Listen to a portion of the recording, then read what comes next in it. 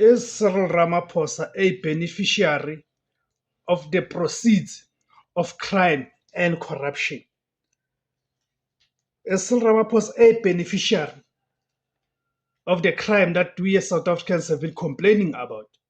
I think it's important that after the revelations by the Lieutenant General Nhlanhla Mkhwanazi, this SAPS Provincial Commissioner in the province of KwaZulu-Natal, after he's made the revelations, now it is coming to the fore that one of the people, the main character in what Nhlanhla Mkhwanazi was talking about, the person named Brown Mokgotsi, is one of the people who actually funded Cyril Ramaphosa in his campaign, the CR17 campaign, towards the Nasrec conference. Remember the Nasrec conference where Cyril Ramaphosa defeated Dr. Nkosazana Dlamini Zuma with 54 votes for the top post of the presidency